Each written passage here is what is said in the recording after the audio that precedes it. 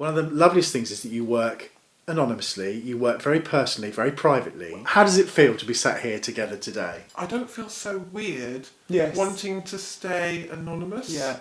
And to know that other people feel the same as me. Yeah, and it is nice to meet you and know that we're not alone. Where in Suffolk would you get three like-minded people sitting on a settee together? And I think with similar outlook. And Suffolk is quite a small place in a lot of ways. Oh, I think I'd like to meet up with them again. Through the sale of a business, I have more money than I will ever spend in my lifetime. And there's only so many things you can buy, aren't there? Does that really make you happy? I've had a corporate career, so I'm now reasonably comfortable. And after the death of my parents, I was thinking, what would I do with my estate? And then it occurred to me, why wait until I'm dead? Enjoy it now. I mean, through about 3 years ago, I experienced something that I never thought ever would happen to me. I got the most amazing windfall of money very unexpectedly, and I was just flabbergasted by the amount. My solicitor actually happened to mention Suffolk Community Foundation. I was talking with a friend and she said she would speak to her husband who worked in the Citizens Advice Bureau, and he said, why don't you look at working with the Suffolk Community Foundation? At the same time, a family friend and I were talking, and she said, why don't you have a look at the Suffolk Community Foundation? I heard Tim talk about it on Radio Suffolk, and I think that was winter fuel allowance or something like that. Oh, I'd also been to the Gary Avis and Friends, both of his events at the Regent, and of course Suffolk Dog Day. Of course I was going to Suffolk Dog Day and the dog as well. So it literally came from two different avenues. Suffolk Community Foundation is really rated highly. If you are going to, financially get involved in an organisation, you actually need to know that your money is going to be well looked after and that the best is going to happen with it, because I see the need in the community that I live in, and I would like to address. I can do it anonymously, of course, and I can address that need. A lot of these charities are just run by really enthusiastic volunteers who give all their time, don't you? Absolutely. Do you think so? It was a kind of a natural thing for you to. It's part of a community, isn't it? Yeah, and I think certainly my father died when I was young, but my mother was always very keen on community and volunteering, and I think that rubbed off on me.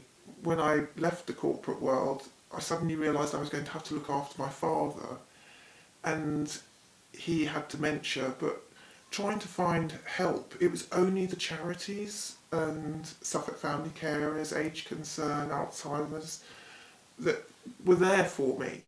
It's just a privilege to work with yourselves, and I think through meeting with you, and I think the more I kind of met with you, kind of learning what your passion is for addressing a particular type of need. You can be aware of lots of the little things that are happening there that you perhaps wouldn't know. Exactly. I mean, I've learned a lot in the 3 years that I've been involved. Something round the corner in a church hall that you weren't even aware was going on. You'd have to do a lot of research to find out about all these things locally, potentially, wouldn't you? I like working with Suffolk Community Foundation because to me it feels safe. It's helping me as well to understand more about the community that I live in. We get so many calls from charities and community groups who are just doing fabulous work, and very often we're talking about what their funding needs. I was absolutely amazed. I thought, having worked with children all my life in education, I thought I knew about what was going on.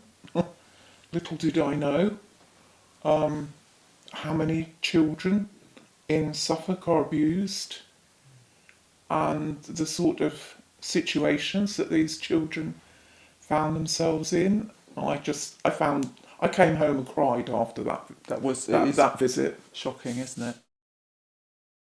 So here's a little piece of information I'd like you to share your immediate reactions to.